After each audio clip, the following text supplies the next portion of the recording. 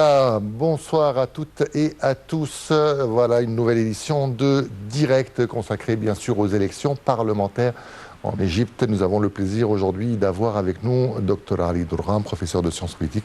Merci d'être avec nous. Bonsoir. Bonsoir. Et également Monsieur Mahmoud Sabet, qui est historien. Bonsoir et merci d'être avec nous. Bonsoir. Alors on va commencer, avant de commencer, on a un petit sujet bien sûr sur les élections, mais est-ce que vous êtes satisfait du déroulement de ce scrutin, très rapidement? Oui, bien sûr. C'est très calme parce qu'il n'y a personne. Oui. Voilà. Donc on ne peut pas être mieux que ça, satisfait. Les rues sont vides. Les bureaux des urnes aussi sont vides. Oui. Voilà. Oui, tout à fait. Mais ce qui est bizarre, c'est le premier étape. Parce qu'il y a une deuxième étape après un mois. C'est pas seulement tout ça à la même fois. Alors quand même, c'est assez. Mais oui, ça a l'air. Et puis ça a l'air assez calme, pas seulement calme. Voilà. C'est très organisé. Oui. En plus, je trouve que c'est tout à fait propre dans le sens que il n'y a pas des petits jeux qui sont en train d'être joués derrière. Oui. Allez, on va prendre notre sujet. Donc, tout de suite, les Égyptiens votent aujourd'hui pour le deuxième jour consécutif dans ces élections.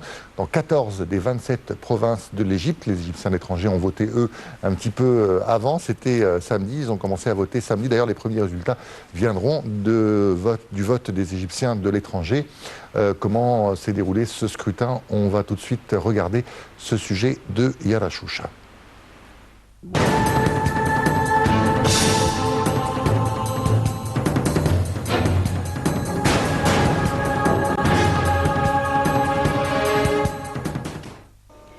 Le scrutin, à la fois uninominal et de liste, a commencé hier dans 14 des 27 provinces du pays et se poursuit aujourd'hui pour le deuxième jour.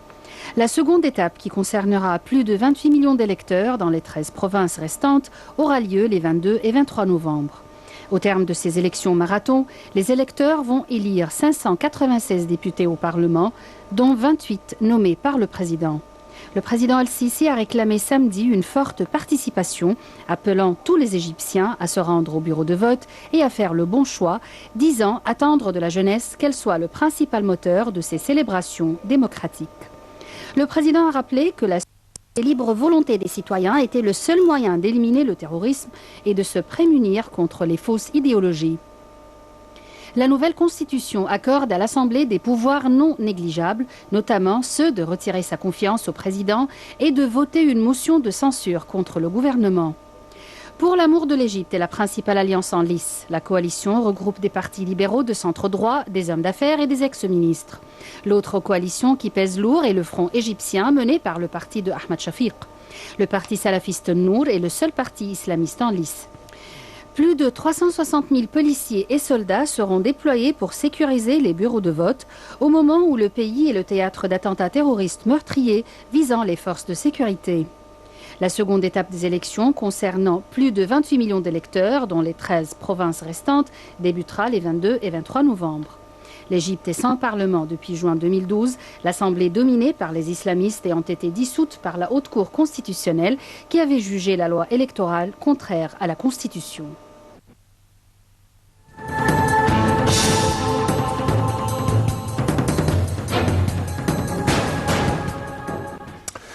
Voilà, allez, donc, Dr Ali, vous disiez tout à l'heure, c'est calme, il n'y a pas beaucoup de gens qui sont allés voter. Comment est-ce qu'on peut... quelle est la lecture, justement, de cette participation assez faible, il faut bien l'avouer, on parle de 15 à 20% de participation. Alors, chacun fait sa propre lecture, on a l'impression, je pense qu'il faut attendre jusqu'à la dernier tour, premièrement. Et en arrivant chez vous, j'ai entendu qu'il y a un taux pas mal de participation à Alexandrie. Peut-être des autres villes dans le Delta.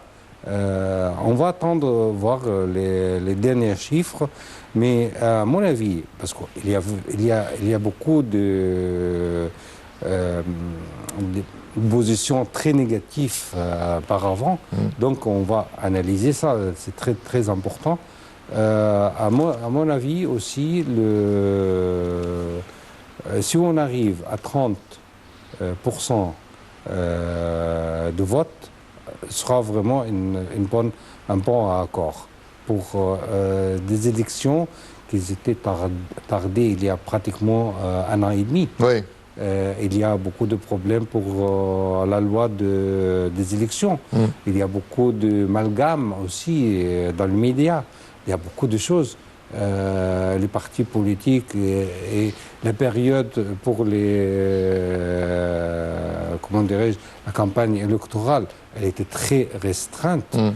Tout ça, à mon avis, ça donne si on arrive à 30% ou 35%, à mon avis, ce sera vraiment je ne peux pas crier victoire, mais sera très très bien. Ouais. Alors, comment on peut expliquer ça? Dr Ali a dit quelques éléments de réponse là. C'est vrai que le président Sisi avait promis des élections avant la fin de l'année 2015. Est-ce qu'il aurait été plus sage de retarder un petit peu? Est-ce que ça a été fait à la va-vite? Parce que c'est vrai qu'il y a beaucoup de gens qui disent ces élections ont été faites à la va-vite. On ne connaît pas les candidats, on n'a pas eu le temps de savoir, d'écouter chacun, de savoir. Ou bien est-ce que ça dénote aussi un espèce de désamour peut-être de la politique? Il y a beaucoup de gens qui peut-être en ont marre maintenant. On voit par exemple les talk-shows politiques qui ont de moins en moins de succès, alors qu'à un moment tout le monde regardait ça. Comment est-ce qu'on peut... Quelle est votre analyse sur ça? Pour moi, c'est plutôt les partis politiques n'inspirent pas vraiment, pas la confiance, mais l'enthousiasme. Oui, mais jamais. Dans notre histoire, c'est vrai qu'on n'a jamais eu de grands partis. Mais ils font le WAF. pas grand. Oui, le WAF avait toujours eu des liens avec l'électorat. Mais dans ce cas, on trouve. Moi, je cherche par exemple un programme qui a été publié par une de ces partis politiques. J'ai rien trouvé. Peut-être ça existe, mais c'est pas très bien distribué. Il n'y a pas grand-chose dans ce sens. Moi, je trouve que il n'y a pas assez vraiment d'efforts de ces partis politiques d'accaparer une certaine proportion de l'électorat. S'ils le font, ils le font dans un certain... Pas comme des partis politiques, mais plutôt comme des individus. Oui. Et je pense que c'est plutôt ça. C'est des individus, il y a trop de partis politiques, à vrai dire. Il n'y a pas vraiment une coalition, pas assez de coalition entre ces partis politiques. Même qu'ils sont du même pensée philosophique, mais à la fin, ils sont complètement divisés dans ce sens. Oui. Pas tous, bien sûr, et c'est toujours ça, bien sûr, le danger, c'est qu'il y a certains partis qui ont beaucoup plus de discipline, mais qui ne sont pas vraiment les partis qui vont vraiment trouver des solutions. Oui, oui. Alors, voilà. Allez, on va bien sûr regarder avec nos envoyés spéciaux qui sont un petit peu partout dans la plupart des gouvernorats aujourd'hui. On va commencer avec Alexandrie et Ahmad Rosni qui est avec nous à Alexandrie. Ahmad, bonjour, est-ce que vous m'entendez? Ahmad, bonsoir. Oui, bonsoir Nabil. Alors, Dr Aïd tout à l'heure disait que apparemment le taux de participation à Alexandrie était un petit peu plus fort que les autres gouvernorats. Est-ce que vous nous confirmez déjà ça? Oui, effectivement. Alors, on est entre 20 et 25%. Tout dépend du bureau de vote. Et alors, les bureaux de vote dans les quartiers les plus populaires à Alexandrie, c'est là où on a vu le plus de monde affluer, que ce soit des hommes et surtout, des femmes qui ont fait confiance donc à la police et aux militaires qui protégeaient les bureaux de vote, qui sont descendus en masse, toutes générations confondues. Donc voilà, vraiment les dernières approximations qu'on a pu avoir, d'après le représentant du Haut Comité électoral à Alexandrie, le procureur Abdallah Al-Khouri, nous sommes à peu près à 22% ici à Alexandrie. Ça fait, donc on peut dire que c'est la deuxième ville la plus importante. D'accord. Et quand est-ce qu'on attend les premiers résultats à Alexandrie? Alors les bureaux de vote vont fermer à 21h, donc comme d'habitude, ils ont ouvert ce matin à 9h précise, à 100% disons dans tous les bureaux de vote ici à Alexandrie, pas de retard qui a été signalé. Donc à 21h, le décompte va avoir lieu. Nous serons bien sûr présents pour vous le transmettre en direct et les premiers résultats donc apparaîtront une heure après le décompte. D'accord. Est-ce qu'on s'attend à des surprises? Parce qu'Alexandrie est une ville surprise, toujours une ville un petit peu rebelle. On disait que c'était le fief des frères musulmans, des partis islamistes. Pourtant, c'est la ville où Hamdine Sabbahi, par exemple, au cours de la première élection présidentielle, a fait son meilleur score avec beaucoup de jeunes. C'est vrai que c'est une ville qui s'est révoltée contre Mohamed Morsi également. Est-ce qu'on s'attend à des surprises concernant les résultats d'Alexandrie? C'est vrai qu'Alexandrie a cette réputation, vous le disiez à juste titre, mais les candidats qui sont présents donc dans cette ville sont de différents horizons. Donc, hormis bien sûr les 300, je dirais près de 390 candidats au scrutin uninominal, donc des indépendants ou de différentes obédiences politiques, il y a 4 partis politiques qui sont présents, qui représentent finalement toutes les tendances ici en Égypte. Alors, en interviewant, si vous voulez, les gens, en leur demandant leurs préférences, j'ai vu qu'il y avait une certaine diversité. Vraiment, vous parlez de surprise. Je parlerai plutôt de suspense parce qu'on ne sait vraiment pas à quoi se porte la tendance et peut-être qu'Alexandrie va rompre avec cette réputation donc qu'elle a eue d'avoir toujours préféré donc la tendance religieuse, que ce soit auparavant le parti de la confrérie ou le parti Al-Nour. Peut-être que ce qui s'est passé, l'incident qui s'est passé la veille, donc dans le bureau de vote à l'est d'Alexandrie, dans le bureau un des bureaux importants, donc dans le quartier de Mandara, où un des candidats du parti Al-Nour a essayé d'acheter des voix et a été totalement éliminé de cette course électorale très rapidement. D'ailleurs, peut-être ça va changer, on va changer d'avis, où les électeurs alexandrins vont réfléchir à 2 fois peut-être avant de voter. En tout cas, on ne le sait pas, on attend ça avec suspense et avec impatience. Merci beaucoup Ahmed Hosni, je rappelle que vous étiez en direct donc. Vous n'avez pas répondu tout à l'heure, mais Dr Ali, peut-être qu'une réponse collégiale sur le désamour des Égyptiens. C'est vrai qu'on a l'impression que les Égyptiens se sont beaucoup intéressés à la politique et aujourd'hui, ils s'intéressent beaucoup moins. Alors, il y a différentes... les Égyptiens se réveillent avec les crises plutôt qu'autre chose. On a vu vraiment les Égyptiens dans les rues le 25 janvier et puis le 30 juin. Donc, quand les Égyptiens se sont vraiment menacés l'existence de l'État égyptien, je pense qu'elle est très rapidement alertée. Ouais. Donc, pour les élections, ce n'est pas le même sentiment, premièrement. Parce que on va analyser cet effet, non ils sont désintéressés pour plusieurs raisons.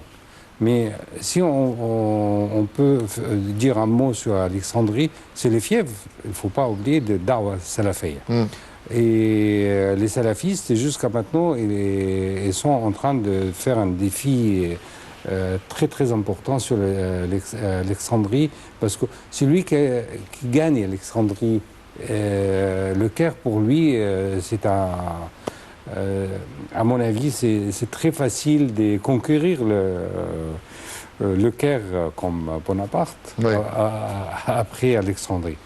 Et je pense la descente des jeunes peut-être sera une sorte de menace salafiste ou wahhabiste, et Alexandrie métropolitaine de Youssef Chahine et de tout le monde là, je pense qu'ils ne vont pas le laisser tomber.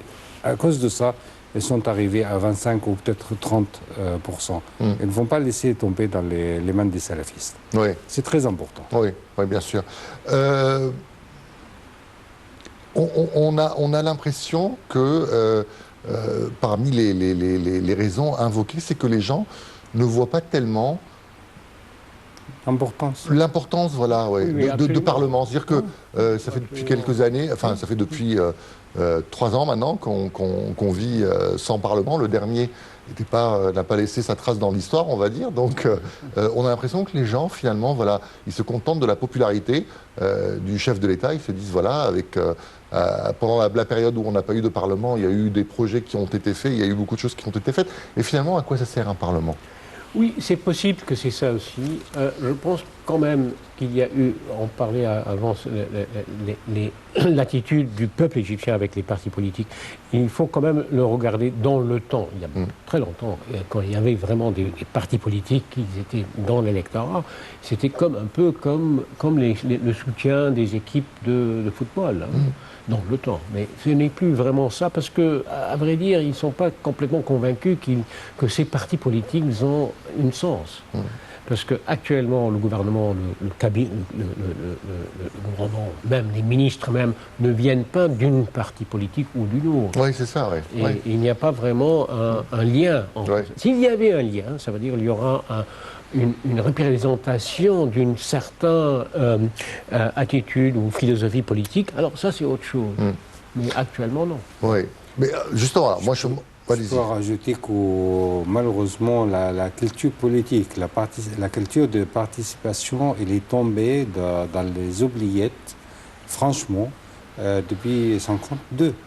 Depuis la fin de la période libérale, entre parenthèses, et à partir de la nationalisation des lieux publics et, si vous voulez, de la politique, au sens direct du terme, par l'État, par le régime des officiers libres, par le régime de Nasser, jusqu'à nos jours,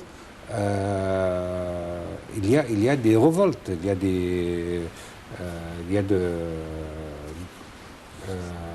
juin 77, il y a Amn Markaz, il y a des révoltes, mais il n'y a pas une vie politique courante. Oui. Et c'est pour cela qu'on n'a pas une véritable institution politique représentée par des partis politiques. Les derniers, que c'était pratiquement des partis politiques ou rassemblement de forces politiques, c'était WAFD et la gauche égyptienne, surtout la gauche communiste. Mais les libéraux en Égypte, ils n'avaient jamais leurs représentants politiques. Oui. On avait toujours des, comment dirais-je, des technocrates ou bureaucrates, Oui. mais des politiciens au sens propre du terme, professionnels, elles n'existent pas depuis 1952. Donc on ne peut pas avoir une pratique démocratique et des élections. On n'avait jamais de parlement sérieux depuis 1952. On avait des représentants de groupes, des intérêts, mais ce n'est pas des groupes politiques. De Mouazafine, comme on dit. Oui, bien sûr. On va revenir sur ça, bien sûr. Oui, on va revenir sur ça. On va, juste avant, se rendre du côté de Ménia, où nous attend notre envoyé spécial là-bas, Hani Farag. Hani, bonsoir. Bonsoir, Hani Farag, est-ce que vous m'entendez? Oui, je vous écoute bien. Très bien. Alors, comment ça se passe chez vous, Hani? On était ensemble hier, vous m'avez dit que la participation n'était pas très très forte. Est-ce qu'aujourd'hui, la participation a augmenté un petit peu? Est-ce que c'est toujours une présence féminine, surtout, qui s'est rendue au bureau de vote aujourd'hui? Comme je viens de vous annoncer dans les interventions que j'ai fait avec vous, Nabil, 3 éléments essentiels dans cette course électorale. Premièrement, c'est le tribalisme. Deuxièmement, c'est le confessionnalisme. Troisièmement, c'est la réapparition des ex-membres du Parti national-démocrate. Même le rôle des femmes sont instrumentalisés par le tribalisme ou par le confessionnalisme. Par exemple, aujourd'hui, dans ces 9 circonscriptions, on trouve qu'il y a 8 femmes, 8 candidats qui se concurrencent, même dans une seule circonscription ici au Ménia. Mais malheureusement, on ne trouve pas qu'il y aura une victoire qui peut être réalisée par les femmes dans ces circonscriptions, alors qu'il y a vraiment un rôle dans le vote des femmes dans ces élections électorales, mais sous le titre du confessionnalisme et tribalisme. Il y a une chose très très importante à vous révéler. D'après les candidats, d'après les observateurs, qui ont expliqué, donné même des remarques à propos de la faible affluence de la part des gens, de la part des électeurs ici dans le gouvernorat de Ménia. C'est un repas présenté par la cuisine politique, mais qui n'a pas été, qui a été dégoûté par le peuple égyptien, par le peuple ici de Ménia par exemple. Donc il y a des messages très très importants à envoyer de la part des électeurs qui ont refusé ou qui s'abstiennent à donner leur voix. Merci. Hani Farag, donc, merci pour ces métaphores. Vous étiez, je rappelle, à Ménia, donc, pour ces élections parlementaires. Alors, je suis allé voter hier, et c'est vrai que dans la liste il y avait peut-être une vingtaine de noms. Sur la vingtaine de noms, il y a quasiment 15 indépendants. 15 indépendants. Donc, est-ce que c'est une erreur politique? C'est-à-dire est-ce qu'après la révolution du 30 juin, vous pensez qu'il aurait fallu faire un parti, un grand parti? Ou bien est-ce que ce parti se serait fait un petit peu sur l'exemple du PND et que ce n'était pas une bonne idée? Est-ce qu'il valait mieux faire un grand parti pour essayer de rassembler tout le monde, tous les gens qui étaient descendus dans les rues ces jours-ci? Ou bien est-ce que vous pensez que c'est mieux comme ça, finalement, qu'on ait un Parlement composé d'indépendants? Non, pas du tout. Moi, je pense que ça aurait été mieux s'ils étaient des partis politiques. Oui. Mais pour ça, elle a besoin de vraiment une sorte de discipline politique et aussi une maturité politique. Oui. Et je trouve, parce qu'il y a autant de gens, des indépendants, des dizaines de partis politiques libéraux, par exemple, que c'est une manque de vraiment une maturité, je trouve. Et moi, j'espère que c'est le premier pas d'une évolution. Là, on va voir. Docteur Ali. Non, je pense ça me rappelle exactement la bagarre entre l'extrême gauche à Tahrir et les frères. Les frères, ils étaient en train de négocier avec les Américains et avec se préparer pour sauter sur le pouvoir. Et l'extrême gauche, il était en train de faire une guérilla dans les rues de Mohamed Mahmoud. Donc ça montre carrément le degré de connaissance politique. Donc dans cette atmosphère, on ne peut pas avoir un véritable parti politique qui a une vision, qui a une idéologie. On a essayé de jouer, moi-même, j'étais participé à création d'un parti socio-démocrate. On pensait ramasser les mosaïques dans la rue égyptienne, mais malheureusement, on était toujours devant des enfantines politiques, surtout malheureusement de gauche, pas de libéraux. Les libéraux, ils étaient beaucoup plus sages. Donc, ça menait tous les partis après la post-révolutionnaire, si on peut dire, à un passe terrible. Les libéraux de Naguib Sawiris et le reste de Naguib Sawiris et sociodémocrate d'Abou Ghar n'est plus là. Donc il y a un problème fondamental chez le problème, je répète de nouveau, de culture politique. De culture politique, d'analyser bien la situation Et à partir de là, Oui. être réaliste Pragmatique. et pragmatique Oui. Absolument. pour créer Ouais. une véritable courant politique. C'est Ouais. pas parti politique, parce que parti, ça vient après. Mais bon, les frères musulmans nous ont montré peut-être qu'ils étaient, Ah non, non, les ils frères étaient musulmans- plus doués pour conquérir le pouvoir que pour l'exercer. Les C'est frères, ça le problème les frères aussi. musulmans, depuis leur création en 28 ou 30, je ne sais pas exactement quelle date, mais les frères, ils n'étaient jamais parti politique. C'est un, comment dirais-je, les frères musulmans sont fondamentalistes, comment dirais-je, c'est un groupe extrémiste. Plutôt, c'est pas des politiciens. Ouais. Ils n'ont jamais sorti un homme d'État, par exemple. Je ne sais pas qui peut jouer Ouais. sur la scène politique comme un homme d'État. Ouais. Et ça explique leurs bêtises. Leurs bêtises qu'ils font perdre le pouvoir, elle était Ouais, dans, ouais. dans leurs mains, Oui. quand même. Mais au-delà de tout ça, c'est-à-dire qu'il y a par exemple, vous avez parlé tout à l'heure du WAFD. C'est vrai que le WAFD a peut-être une base, une histoire également.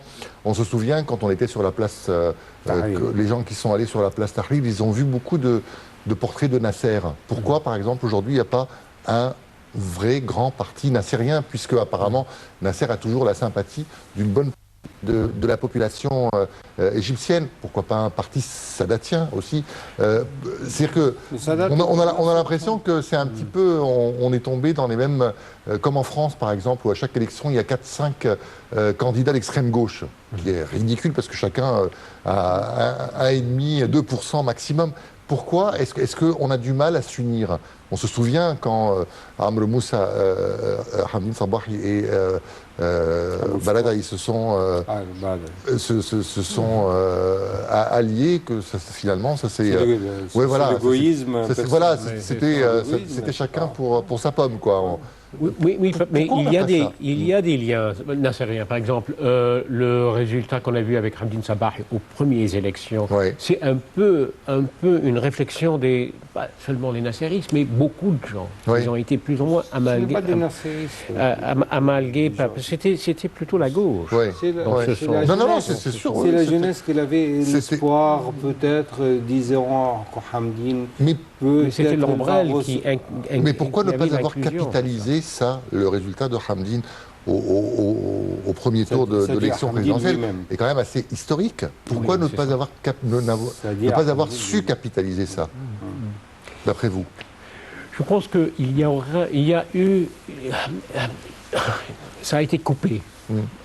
Les tranches ont été coupées par Hamdine, par les frères musulmans. Les frères musulmans sont rentrés et puis ils ont cassé toutes leurs promesses à tout le monde à l'époque. Moi, je me rappelle très bien. Et ils ont essayé de le faire eux-mêmes. Ils ont complètement. Ça n'a pas vraiment marché. Alors, ça a renouvelé après le juin 30. Mais pas avec les anciens acteurs. Ouais. Il y a quelques acteurs qui ont essayé de se mettre dans une rôle pour le futur, mais ça n'a pas vraiment, ça ne s'est pas gommé dans ce sens. Alors aujourd'hui, ça veut dire que c'est ouvert. Ouais. Voilà. Alors, On ne peut pas parler de force politique sur scène maintenant. oui. Malheureusement. Malheureusement, il n'y a pas de force politique. Ça explique ce que vous venez de dire, les indépendants. Est-ce qu'il y en a déjà Les eu en Égypte? indépendantes sera vraiment le nouvel Parlement sera des indépendants. Ouais. Voilà. Et donc, il n'a pas d'une, comment dirais-je, personnalité politique. C'est un Parlement sans personnalité politique. Mais est-ce que ça change finalement de ce qui se passait avant? Parce que dans le PND, non, pas du tout. le PND finalement c'était aussi un parti surtout de C'est pas un parti. voilà, c'est pas un parti idéologique. C'est un c'est un rassemblement comme l'OAFT. Il Ouais. ne faut pas oublier. Comme l'OAFT, comme Hayat al-Tahrir, comme Hizb al-Umma, comme l'Ittihad al-Ishtiraki. c'est comme le Parti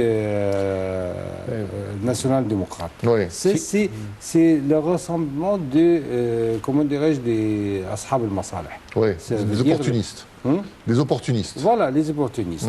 Donc, les opportunistes, celui qui n'a pas de position politique et se représente sur le titre indépendant. Voilà, c'est ça. Oui. Il n'y a pas d'autre explication, à mon avis. Aujourd'hui, c'est vrai qu'il y a beaucoup de gens qui craignent un petit peu le résultat du parti Nour et des partis salafistes. Est-ce que vous pensez que ces partis-là, cette idéologie-là, est grillée à tout jamais, ou bien est-ce qu'elle a encore un avenir en Égypte? Elle aura, je pense, plus ou moins toujours un avenir, mais pas aux proportions qu'on a vues avant. Beaucoup moins. On ne peut pas vraiment... Il faut quand même regarder la situation dans le sens islamique. L'islam fait quand même partie de l'Égypte, mais comme parti politique, avec une expression, l'islamisme politique du genre des salafistes, pour moi, c'est vieux jeu. C'est déjà vieux jeu. Oui. Et c'est plutôt, j'espère, une sorte d'évolution beaucoup plus libérale. Comme par exemple, qu'on a vu, par exemple, aujourd'hui, on voit ça en Allemagne. Un des grands partis politiques, c'est le Christian Democratic Party.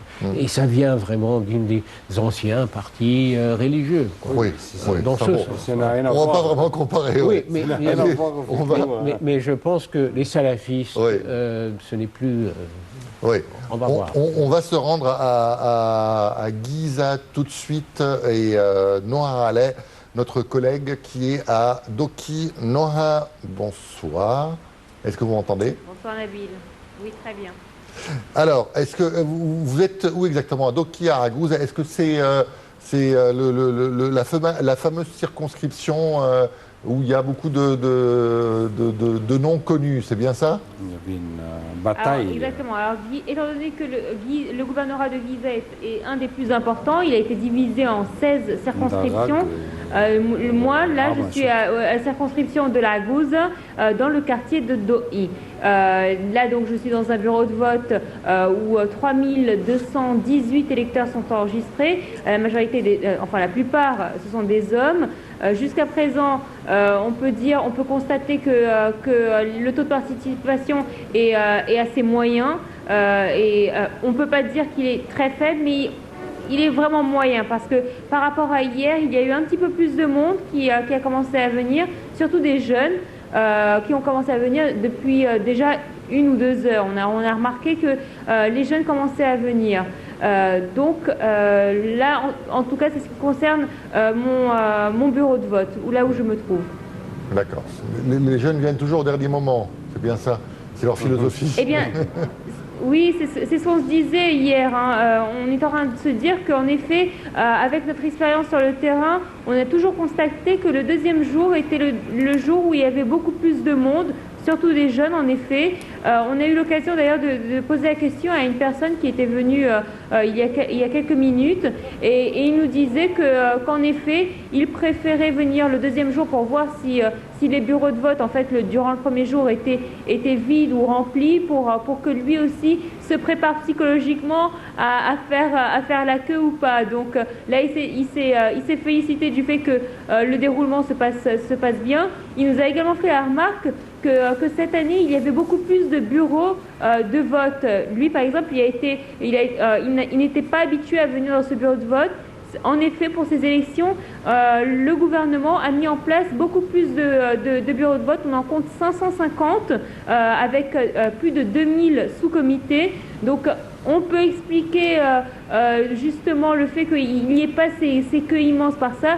Mais bon, on sait que le taux de participation est faible, mais le fait qu'il y ait beaucoup plus de bureaux de vote aussi a permis d'alléger en tout cas les heures d'attente qu'on avait vues auparavant.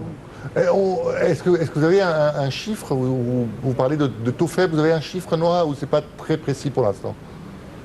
Eh bien, écoutez, jusqu'à présent, les juges ne veulent pas révéler le nombre de personnes. Un des comités, en tout cas, la juge a été sympa, elle nous a communiqué un chiffre.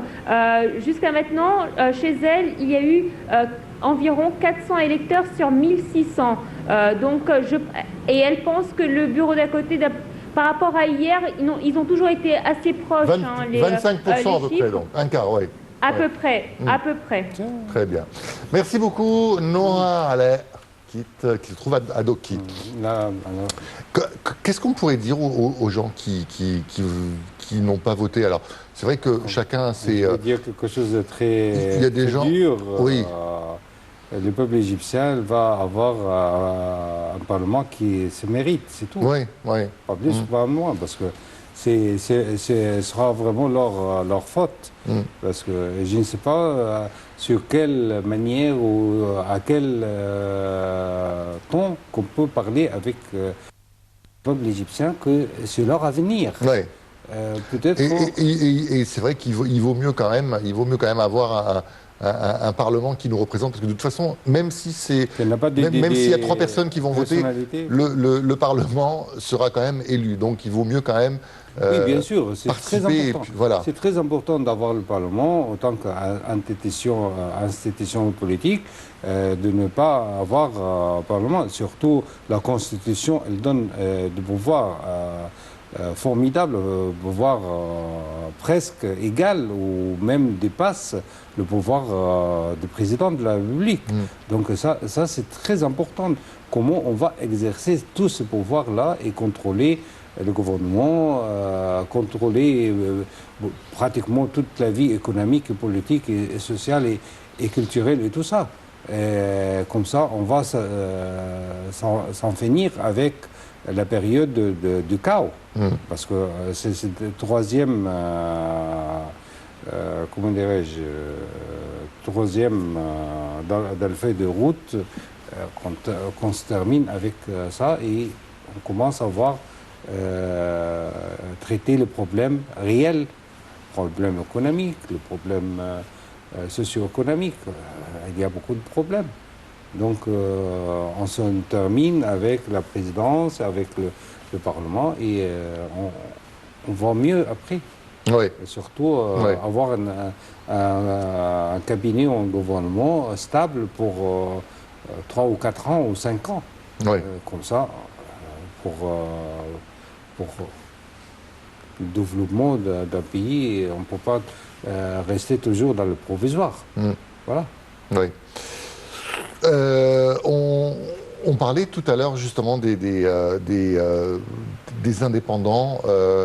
Vous pensez que la plupart de ces indépendants viennent d'où? C'est vrai qu'il y a beaucoup de jeunes, par exemple, qui se plaignent, et beaucoup d'électeurs qui se sont plaints de voir des noms qui étaient déjà là pendant l'ère Moubarak et le Parti national-démocrate.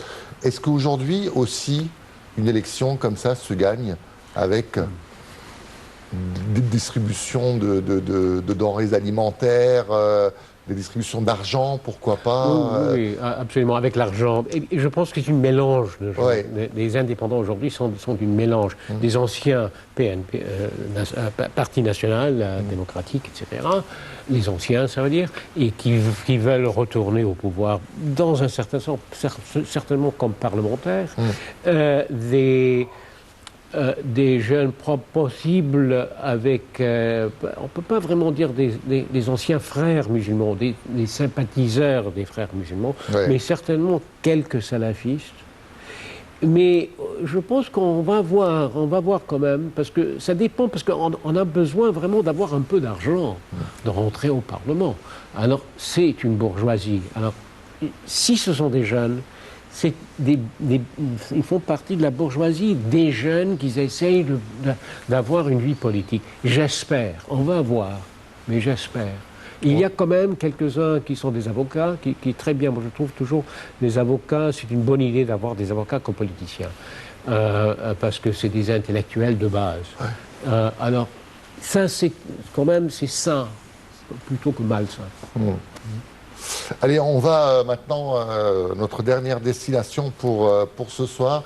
Ça se trouve toujours dans le gouvernorat de Gizeh. C'est le quartier de Haram, le quartier des pyramides, où nous attend notre envoyé spécial, Nada Brahim. Nada, bonsoir, est-ce que vous m'entendez?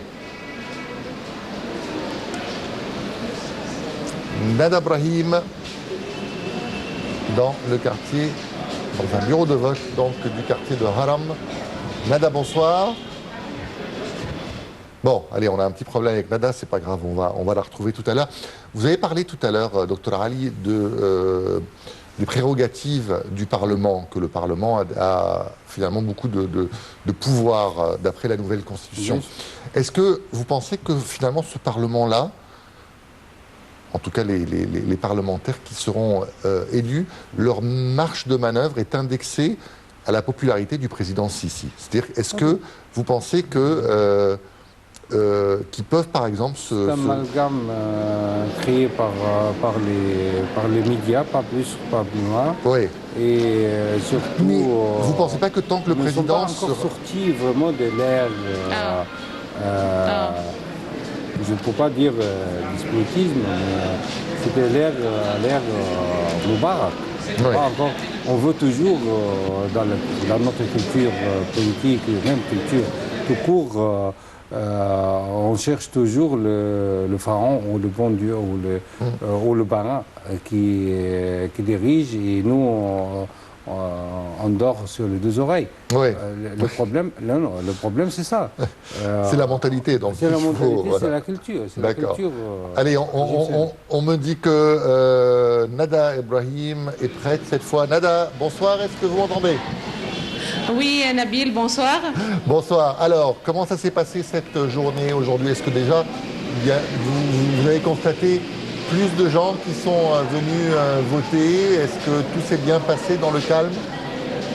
Oui, nous sommes toujours dans l'école de Hichem Cheta qui se trouve au gouvernorat de Giza, exactement dans la rue des Pyramides.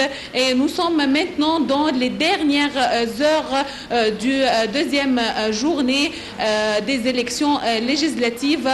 Concernant le taux de participation au premier jour, selon les juges ici dans cette école, le taux a atteint 15%, ce qui n'est pas un mauvais chiffre, car comme vous savez, hier était un jour du travail, et aussi il nous reste à peu près 2 heures, et nous comptons voir plus de gens concernant le deuxième jour. Pour aujourd'hui, les bureaux de vote ont ouvert à 8h à 9h du matin, et les gens étaient présents dès 8h du matin. À midi, la participation était un peu faible, mais maintenant, comme vous voyez, les gens ont recommencé à affluer les bureaux de vote. La présence massive est toujours pour les femmes qui sont venues avec leurs enfants pour voter, et aussi les personnes âgées qui insistent toujours à participer au processus électoral. Voilà. Et tout se déroule dans le calme à Haram, Nada, vous le confirmez? Oui, il n'y a pas aucun problème jusqu'à présent. Il n'y a aucune infraction à la loi. Ici aussi, d'après les juges, ils ont dit que tout se déroule correctement. Il n'y a pas de problème, et le processus électoral est passé d'une manière pacifique. Très bien. Merci beaucoup, Nada Ibrahim. Donc, vous étiez dans le quartier des Pyramides à Haram.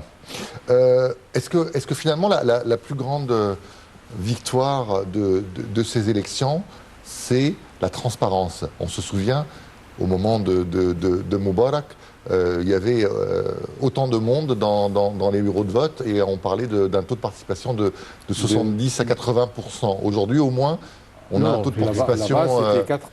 Pardon? À l'époque de Moubarak, c'était 4%. C'était le vrai chiffre. Le vrai chiffre, oui, c'est voilà, 4%, oui, parce ça. que les fonctionnaires, ils votaient pour tous les peuples. Oui, oui. Donc, c'était pas vrai. Le seul victoire, à mon avis, vous m'excusez, à mon avis, c'est le chaos des frères. C'est le chaos, à mon avis, c'est la défaite définitive des courants religieux, des courants qui utilisent la religion musulmane à fin politique. Et ça, c'est très important. Parce qu'on voit, par exemple, le haram, c'est le fièvre aussi des frères, des frères et de tous les intégristes, et sont plus là. Ouais. Et ça, c'est très important. Ils ont appelé à boycotter, donc ils vont dire voilà, il y a un taux de participation de 25%, donc 75% des gens sont avec nous. Voilà. Ils ont quand même cette manière malhonnête de. Je pense que toujours malhonnête. Ouais. Donc, à mon avis, de crier, déterminer les élections parlementaires avec un parlement, même des indépendantistes, ok, mais ça c'est le défaite. Mais je pense quand même qu'il y avait une culture qui n'était pas du tout légitime parmi ceux qui organisaient ces élections. C'était ça le problème. C'est que aujourd'hui, ça a l'air que ça vraiment a été nettoyé. Après ce qu'on a vu de Dupassy, quoi. On a vu ces mêmes gens qui ont collaboré, de jouer avec les élections, avec les frères musulmans. Parce qu'il y avait quand même des jeux, par exemple, sur la constitution qu'ils ont fait à l'époque, c'était pas le vrai résultat, quoi. Ouais. Allez, dernière question très rapidement pour vous deux. Chacun a 1 minute. Quel est le rôle du nouveau Parlement? Qu'est-ce qu'il doit faire? On attend quoi de ce nouveau Parlement? De faire son rôle du point de vue législatif et aussi de contrôler et surtout c'est pas seulement contrôler le travail du gouvernement, mais surtout essayer de discuter avec les exécutifs, le cabinet, de l'avenir de plusieurs projets de loi et surtout des projets tout court, des projets, ce qu'on appelle les projets nationaux, comme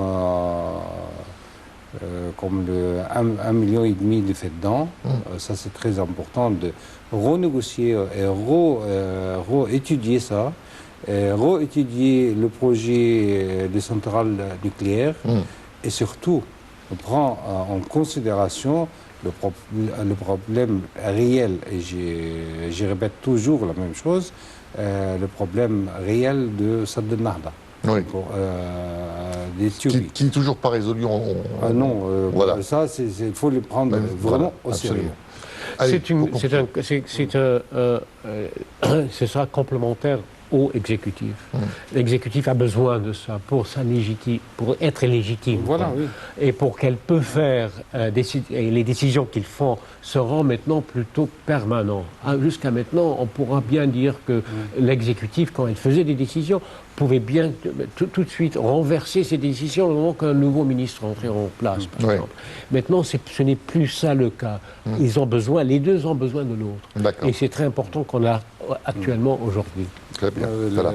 Il faut relire Montesquieu, quoi. Tout à fait, de nouveau. Mais j'y rajoute une seule très phrase. Rapidement, oui. Une phrase. Le nouveau régime, le nouveau système politique, il a eu vraiment la légitimité internationale. Après les élections au sein des Nations Unies et le siège de l'Égypte au Conseil de l'État. Mais on a besoin vraiment maintenant de légitimité intérieure. Absolument. Et avec le Parlement, on peut avoir légitimité et pour après voir autre chose plus important.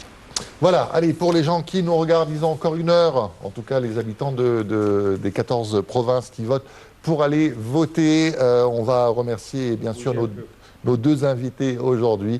Monsieur Mahmoud Sebet, merci infiniment. Dr Ali, merci infiniment. Merci, voilà, on va se quitter, on vous donne rendez-vous demain soir avec une autre édition de Direct. Passez une excellente soirée, au revoir.